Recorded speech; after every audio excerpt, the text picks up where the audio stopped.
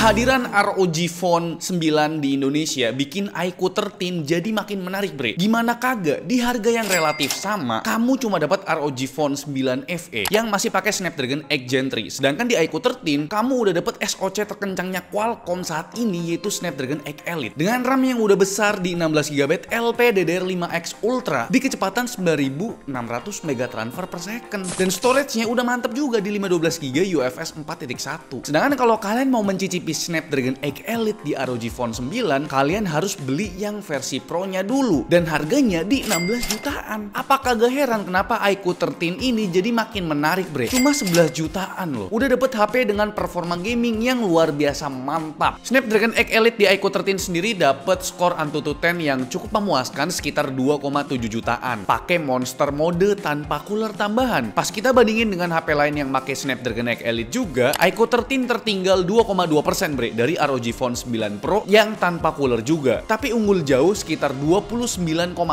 dari S25 Ultra. Dan sebagai gambaran, performa iQOO 13 ini meningkat 28,5% dari generasi sebelumnya, yaitu iQOO 12 yang pakai Snapdragon 8 Gen 3. Sedangkan di software Geekbench 6, performa multicore iQOO 13 meningkat sekitar 38% dari iQOO 12 dan meningkat 37,4% di single core-nya. Kalau dibandingin sama ROG Phone 9 Pro, performa multicore iQOO 13 ini tertinggal sekitar 4,8% bre, dan single core-nya tertinggal 4,5% dari ROG Phone 9 Pro. Yang bikin iQOO 13 makin menarik selain dari SoC Snapdragon 8 Elite-nya adalah tambahan chip yang mereka namai Super Computing Chip Q2, dan ukuran vapor chamber-nya yang diperluas jadi 7000 mm bre. Ini adalah penyempurnaan dari chip Q1 yang ada di iQOO 12 bre. Fitur-fitur yang dikasih ada game super resolution yang cara kerjanya tuh ya ningkatin grafis dan visual di gamenya biar makin tajam dan makin halus tanpa ngorbanin FPS. Ya bisa dibilang naikin resolusi di gamenya lah. Yang mana kalau di HP biasa itu nggak bisa bre naikin resolusinya. Ya nggak kayak di PC atau laptop lah. Contohnya di Genshin Impact, kalau main tanpa aktifin super resolusi, gamenya akan berjalan di resolusi 873x1920p. Dan ketika kita aktifin fitur super resolusinya ke ultra quality, resolusi di gamenya naik jadi 1080x2375p alias resolusi 2K tanpa mengorbankan performanya. Jadi waifu kalian kelihatan lebih tajam tuh ya kan. Terus ada fitur yang ajaib juga dari chip Q2 ini bre, yaitu fitur frame interpolasi. Kita udah pernah jelasin panjang lebar ya soal frame interpolasi di video review iQOO 12 bre. Kalau mau nonton, linknya di deskripsi. Singkatnya bre, fitur frame interpolasi di chip Q2 ini mirip kayak DLSS 3 dari Nvidia yang menyisipkan frame di antara dua frame bre. Nah, frame interpolasi ini mirip juga. Cara kerjanya adalah membuat dan menyisipkan frame tambahan di antara frame yang udah ada. Sederhananya ya ngedouble FPS gitu dah. Yang artinya kalian bisa main game di 60 FPS aja, tapi nanti didouble sama chip Q2 jadi 120 FPS. Ini bikin kinerja Snapdragon 8 Elite-nya lebih ringan. iQOO sih bilang bisa sampai 144 FPS ya. Tapi menurutku pribadi, fitur interpolasi ini bergantung banget sama kondisi suhu dan baterai bre. Jadi nggak sampai 144 FPS juga sih. Mungkin di game-game ringan kayak Mobile Legends pastilah bisa di 144 FPS ya. Di pengujian kami main Mobile Legends selama 40 menit, tes pertama pakai grafik ultra frame rate ultra juga, yang artinya bisa jalan 120 FPS bre. Tapi tanpa mengaktifkan frame interpolasi. Rata-ratanya ya jelas ya stabil di 120 FPS tanpa adanya drop. Tapi gimana jadinya kalau kita set grafiknya ultra tapi frame rate-nya high? Yang artinya Mobile Legends akan berjalan di maksimal 60 FPS aja. Tapi kita aktifkan fitur frame interpolasi. Bisa dilihat bre, FPS-nya tuh naik jadi 144 FPS. Dan hasilnya main 40 menit dapat rata-rata di 141 FPS bre. Selain itu, suhu HP-nya tuh jadi lebih adem ya. Ketika frame rate-nya di set high dan mengaktifkan frame interpolasi, suhu bagian layar cuma 37,4 derajat Celcius. Sedangkan kalau pakai frame rate ultra tanpa mengaktifkan fitur frame interpolasi, suhu di bagian layar lebih tinggi 2,4 derajat Celcius atau sekitar 39,8 derajat Celcius bre. Suhu di bagian backdoor pun demikian ya, suhunya turun sekitar 2 derajat Celcius ketika mengaktifkan frame interpolasi ini. Dan efek positif lainnya, penggunaan baterai lebih irit ya kan. Di frame high interpolasi aktif, main Mobile Legends selama 40 menit baterai itu berkurang 10%. Tapi pas kita main di frame rate ultra dan interpolasinya nggak aktif, main Mobile Legends 40 menit juga baterai itu berkurang 12% bre. Jadi udah terbukti ya, ketika fitur frame interpolasinya aktif, suhunya jadi lebih adem dan penggunaan baterai jadi lebih irit. Tapi ada konsekuensinya nih bre, yaitu input lag dan touch delay. Ya buat gamer biasa kayak aku gini ya nggak ngaruh-ngaruh banget lah. Tapi buat kalian gimana? Coba dah komen di bawah. Fitur frame interpolasi ini baru support di beberapa game aja bre, kayak Genshin Impact, terus Mobile Legends, COD COD Mobile, dan PUBG Mobile. Jadi langsung aja dah kita tes performa gamingnya, sekalian kita lihat beberapa skenario ketika kita aktifkan fitur frame interpolasi ini, bre. Oh ya, hampir semua game yang kita tes ini nggak pakai monster mode, bre. Karena perbedaannya tuh nggak begitu signifikan menurutku. Jadi kita pakai mode standar aja, bre. Kita tes di ruangan ber-AC dengan suhu ruangan sekitar 26-27 derajat Celcius. Tapi sebelum masuk ke pembahasan performa gamingnya, beberapa hari lalu tuh iQOO 13 dapat update sekitar 385 MB. Ya kecil sih. Dan ada satu poin yang diupdate adalah optimize power consumption dan overheat issue pas lagi gaming. Dan langsung aja kita tes ya, apakah beneran di fix sama iQOO? Game kedua ada PUBG Mobile. Sebenarnya tanpa bantuan frame interpolasi dan tanpa pakai monster mode udah bisa 120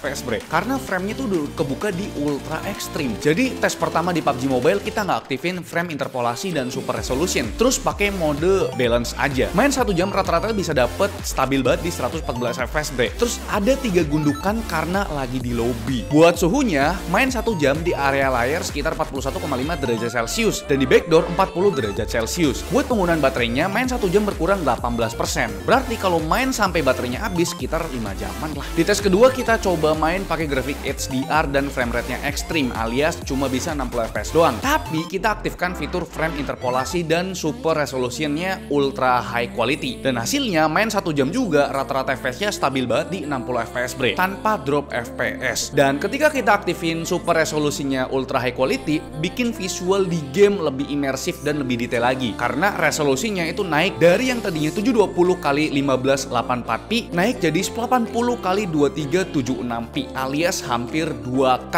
Buat suhunya ternyata jauh lebih adem ya. Main 1 jam area layar sekitar 38,2 derajat Celcius dan di backdoornya sekitar 37,2 derajat Celcius. Kenapa bisa adem? Karena cuma nge-push 60 fps aja, nggak sampai 120 fps, bre. Buat penggunaan baterainya, main 1 jam lebih irit, berkurang cuma 8% aja, yang artinya main dari baterai full sampai habis bisa dapat 10 jam. Itu pun masih nyisa tuh. Jadi lebih irit 2 kali lipat lah kalau kita mengaktifkan frame interpolasi dan game super resolution, bre. Next di game AAA atau game berat yaitu COD Warzone. Kita nggak tes COD Mobile karena udah pasti bisa 120 fps, bre, sama kayak di PUBG Mobile tadi. Di COD Warzone kita pakai grafik high dan frame rate-nya kita lepas di 120 fps. Oh ya, bre, di game COD Warzone ternyata belum support frame interpolasi juga yang udah kita sebutin tadi. Dan ternyata setelah main 30 menit performanya bisa dibilang naik turun ya. Kalau dilihat dari grafiknya ini rata-ratanya cuma dapat 68 fps dan kadang ada drop fps di beberapa kondisi. Tapi masih oke lah ya karena nggak sampai di bawah 60 fps, bre, untuk dropnya. Buat suhunya di area layar sekitar 41,6 derajat Celcius dan di area backdoor 40 derajat Celcius. Buat penggunaan baterainya main COD Warzone 30 menit berkurang 15%. Lumayan kuras juga nih ternyata. Next di game CarX Street, game yang terkenal berat dan gak stabil itu ternyata di iQOO 13 gak ada masalah, bre. Main 30 menit pakai grafik rata kanan dan gak pakai monster mode bisa rata 60 fps, stabil tanpa adanya drop fps. Tapi sayangnya di game CarX Street ini belum support frame interpolasi juga dan belum support super resolusi. Jadi performa yang dihasilkan murni performa dari Snapdragon X Elite. Buat suhunya di area layar sekitar 41 derajat Celcius dan di backdoornya 39,6 derajat Celcius. Buat penggunaan baterainya main 30 menit berkurang 12%. Kalau main dari baterainya full sampai habis bisalah dapat 8 jaman. Next buat main Genshin Impact. Ini kita tesnya lama banget, pak. Kita tes 5 kali buat ngelihat perbedaan dari masing-masing preset yang kita coba, bre. Semua kita tes di grafiknya setting very high. Pertama, tes di 60 fps, frame interpolasi off, super resolusinya off. Main 20 menit rata-rata dapat stabil banget di 60 fps. Tes kedua set di 30 fps tapi frame interpolasinya aktif, super resolusinya tidak aktif. Main 20 menit rata-rata dapat di 141 fps, bre. Software yang kita pakai ini ternyata udah bisa ngebaca chip Q2 yang ada di iQOO 13 ini, bre. Tapi frame interpolasi di software ini masih ngebaca 144 fps. Entahlah ya, chip Q2 ini ngasih informasi ke softwarenya kadang ya masih miss. Kadang bisa drop fps dan di visual mata tuh kelihatan. Tapi bre, angka yang kelihatan itu nggak drop. Makanya stabil banget tuh grafiknya di 140-an fps. Padahal di beberapa scene ada drop fps yang cuma bisa dirasakan di mata kita, bre. Tes ketiga set di 60 fps, frame interpolasi aktif, super resolusinya off. Main 20 menit, minimum dan rata-rata fps-nya itu naik dan lebih stabil di 143 fps, bre. Tes keempat, set di 60 fps, frame interpolasi aktif dan super resolusinya kita set di quality. Hasilnya sama-sama aja, bre. Main 20 menit rata-rata dapet di 143 fps juga. Tapi yang beda di table ini resolusinya naik tapi cuma dikit banget. Sebelum super resolusinya aktif jalan di 873 x 1920p. Terus pas super resolusinya aktif ke quality naik jadi 900 x 1979p. Dari segi visual ada perbedaan, tapi resolusinya naik dikit doang bre. Nah barulah di pengetesan terakhir masih di set 60 fps, frame interpolasinya aktif, tapi kali ini kita set super resolusinya ke super high quality yang bikin resolusinya naik ke 1080 x 2375p. Dari segi visual lebih detail dan lebih jelas, tapi sayangnya performanya turun cuma ke 60 fps aja bre. Dan kadang drop ke 30 fps, tapi di grafik ini nggak kedeteksi drop fps-nya bre. Cuma di mata visualnya tuh jelas turun fps-nya. Lagi-lagi memang software yang kita pakai ini nggak bisa ngebaca drop fps dari chip Q2 ini. Padahal visual di mata tuh kelihatan banget. Selanjutnya kita bahas penggunaan baterai. Dari kelima pengujian tadi sebenarnya cuma beda 1% aja. Ketika set di 60 fps dan frame interpolasi aktif, main 20 menit baterai berkurang 7%. Terus buat suhunya, dari kelima pengujian tadi suhunya itu masih bisa ditekan nggak sampai 43 derajat Celcius bre. Contohnya pas di set 30 fps frame interpolasinya aktif, suhu layar cuma 40,5 derajat Celcius dan suhu backdoor masih di bawah 40 derajat Celcius bre. Ini karena SoC Snapdragon X Elite yang nggak perlu render Genshin sampai 60 fps, cukup 30 fps aja, tapi nanti dibantu sama chip Q2 dengan cara kasih frame tambahan up to 144 fps supaya visual pas dilihat di mata itu lebih smooth. Makanya suhunya lebih adem dan penggunaan baterainya lebih irit. Tapi memang lebih baik set di 60 fps frame interpolasinya aktif supaya visual yang dihasilkan bisa lebih smooth dan lebih konsisten bre. Karena kalau set di 30 fps doang, walau frame interpolasinya aktif, visual yang dihasilkan kadang nggak konsisten. Di beberapa momen bisa drop fps dan aku ngerasa frame interpolasinya cuma ngedouble dari 30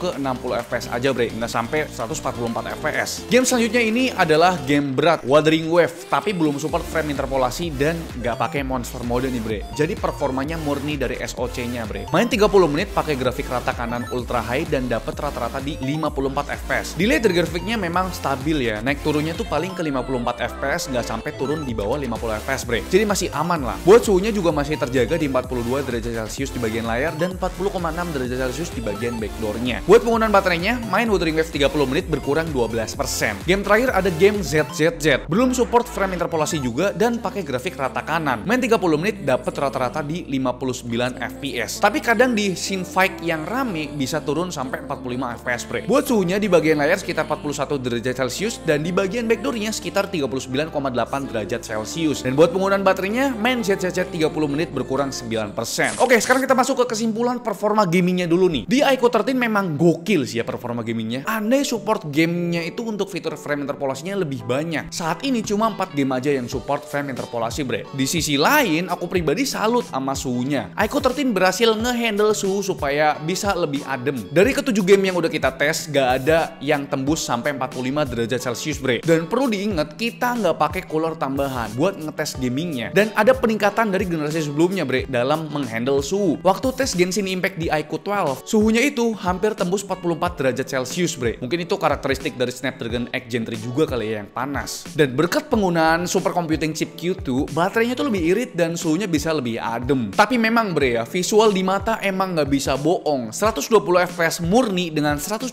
fps hasil interpolasi kadang berasa beda di mata. Memang banyak faktornya lah ya, kadang halus, kadang ya berasa drop fps. Jadi memang jangan begitu mendewakan chip Q2 ini yang ada di Iquo 13 lah. Karena menurutku ya bre, raw performance itu nggak bisa bohong, walau harus dikorbanin suhu lebih tinggi dan baterai jadi lebih boros. Mungkin nextnya chip super computing dari Iquo ini bisa lebih disempurnakan lagi supaya performa frame interpolasinya lebih konsisten di mata bre. Gokil ya, dari awal kita udah bahas abis-abisan soal performa dari Iquo 13 ini bre. Sekarang kita bahas desain kali ya. Iquo 13 punya ciri khas yang bisa dibilang disukai banyak orang. Tampil elegan dan low-key tanpa gimmick yang mengganggu bre. Ada logo Iquo dan logo BMW M Motorsport. Buat varian yang warna putih ini cakep banget. Ada satu warna lagi yaitu warna hitam. Desainnya tuh nggak banyak berubah dari generasi sebelumnya yaitu Iquo 12 ya. Mungkin karena feedback dari penggunanya yang bisa dibilang masih bagus-bagus aja atau masih positif. Di bagian bump kameranya ada LED flash yang menyerupai ring light. Terus di bagian frame bump kameranya ada LED dynamic effect yang bisa kalian atur sesuai selera. Ini nambah kesan mewah dari Iquo 13 ini bre. Buat material backdoornya yang dipakai adalah dari glass dan punya tekstur yang smooth atau halus dan ada sedikit lengkungan di bagian pinggirannya bre. Terus framenya pakai bahan metal yang bikin Iquo 13 berasa lebih mewah dan lebih rigid di tangan. Tapi bobotnya jadi lebih berat bre, yaitu 250 113 gram. Buat kelasan HP flagship masih bisa diterima lah, karena memang di bagian baterainya yang bisa dibilang salah satu paling besar di kelas HP flagship lainnya, bre. Kapasitas baterainya di angka 6150 mAh. Di pengujian kami pakai software 3.0 battery life pakai mode power saving di resolusi 2376x1080p, battery life-nya bisa bertahan hampir 20 jam. Biasanya tuh cuma dapat 16 jaman lah. Nah, baterai sebesar ini dibekali juga dengan charging 120 watt yang udah dapat di paket pembelian, bre. Isi daya dari 3% sampai 50% cuma butuh waktu 15 menit doang. Kalau isi daya dari 3% sampai full 100% cuma butuh waktu 34 menit doang. Gila, bro. Ini mah ditinggal berak sambil nyanyi-nyanyi nggak jelas. Udah kelar tuh ngisi baterainya. Udahlah kapasitas baterainya gede, chargernya kenceng pula. Terus kita ada tes buat ngelihat screen on time-nya ya, bre, di mode baterai safe atau resolusi 1080x2376p. Dimulai dari jam 8 pagi baterai itu masih 100% dan jam 10 pagi baterai berkurang jadi 84% buat Google Maps selama 2 jam. Terus di jam 1 siang baterai sisa 69% dan di jam 2 siang baterai tersisa 59%. Terus di jam setengah 6 sore baterai nyisa jadi 39% dan di jam 9 malam baterai tersisa 13%. Dan total screen on time-nya bisa tembus 9 jam, bre. Dan kita tesnya pakai internet data, bukan pakai wifi, bre. Terlihat penggunanya buat nonton YouTube, Google Maps, dan scroll sosmed. Kalau dipakai gaming udah jelas pasti lebih boros, bre, untuk screen on time-nya. Ini hanya skenario ketika dipakai daily tanpa gaming. Beralih ke bagian layarnya, udah pasti kelas flagship ya. Ukurannya tuh 6,82 inci dengan screen to body ratio mencapai 90,2%. Bezel layarnya bukan yang paling tipis, tapi udah cukup tipis lah. Buat resolusi tertingginya di 1440x3168p atau Aiko menyebutnya resolusi 2K. Dan bisa kalian atur di bagian displaynya. Resolusi default bawaan HP ini ada di 1080x2376p, bre, atau mode power saving. Makanya di pengujian baterai tadi bisa bertahan sampai 20 jam. Panel yang dipakai adalah panel 8T LTPO AMOLED, punya brightness di 1800 nits dan punya refresh rate yang udah kelas HP gaming nih. Bukan lagi 120 Hz melainkan 144 Hz. Walaupun nggak sekencang refresh rate yang ada di ROG Phone 9 Pro yang bisa sampai 185 Hz, tapi menurutku 144 Hz juga udah kenceng kok. Dan karena pakai jenis panel LTPO, artinya refresh rate-nya bisa turun sampai 1 Hz biar baterainya bisa lebih irit lagi kalau nggak kepake. Buat proteksi layarnya, jujur aku baru pertama kali denger ya, pakai proteksi layar Scott Sensation Alpha. Pas dicari tahu lebih bagus mana sama Corning Gorilla Glass Victus 2, jawabannya buat ketahanan menyeluruh dan ketahanan terhadap jatuh, Corning Gorilla Glass Victus 2 lebih bagus. Terus lebih tipis dan lebih ringan, optical clarity-nya juga lebih bagus di Corning Gorilla Glass Victus 2. Scott Sensation Alpha itu unggul di cost production-nya yang lebih murah dan dirancang supaya nggak mudah pecah, bahkan di permukaan yang lebih kasar, bre. Selain proteksi layar tadi, ada juga proteksi IP rating dan pakai dua sekaligus nih, IP68 dan IP69, yang artinya aman diajak berenang sampai kedalaman 1 meter selama 30 menit. Dan kalau IP69 artinya tahan semburan air bertekanan tinggi dan suhu yang tinggi juga. Berarti udah paket lengkap dah proteksinya Aiko 13 ini, bre. Selanjutnya buat kamera, Aiko 13 masih pakai konfigurasi 3 lensa di kamera belakang. Ketiga lensanya udah beresolusi 50 megapiksel. Lensa utamanya 50 megapiksel OIS yang pakai sensor dari Sony yaitu IMX921. Ini adalah sensor yang sama yang dipakai sama Vivo X200 regular, bre. Berarti harusnya hasilnya tuh nggak beda jauh ya dengan Vivo X200. Tapi kan Vivo collab sama Zeiss ya, sedangkan Aiko 13 ini nggak ada collab sama siapa-siapa. Di webnya sih tertulis kalau algoritma pengolahan foto, mode warna teksturnya itu mirip sama Vivo X200. Cuma kita belum pernah pegang X200 jadi nggak ada perbandingan nih. Oh ya, bre, ada downgrade dari Aiko 13 di bagian kameranya nih, yaitu lensa teleperiskopnya udah nggak ada lagi, diganti jadi lensa telefoto biasa beresolusi 50 megapiksel OIS dengan optical zoom 2 kali atau focal length 50 mm dan 4 kali lossless zoom atau focal length 100 mm. Sedangkan buat lensa selfie-nya punya resolusi 32 megapiksel bukan f2.5. Buat modenya ada banyak nih ya, ada mode pro pastinya, terus ada mode snapshot kalau mau jepret-jepret cepet, terus ada mode fisheye, mode astro, mode super moon, dan ada live photo juga. Sedangkan buat perekaman videonya bisa rekam video up to 8K 30 fps tapi cuma bisa di lensa utamanya doang. Kalau mau pakai semua lensanya, kalian bisa pakai resolusi 4K 30 fps atau 1080p 60 fps atau 30 fps. Loh, nggak bisa pakai 4K 60 fps kah, bang? Bisa, tapi lensa telefotonya nggak bisa kepake, cuma mentok 4K 30 fps aja. Kalau pakai 4K 60 fps, dia bakal pakai lensa utama dan di crop, bre. Jadinya ya tetap digital zoom bukan optical zoom tuh. Terus ada mode pro video yang bisa rekam video 1080p 120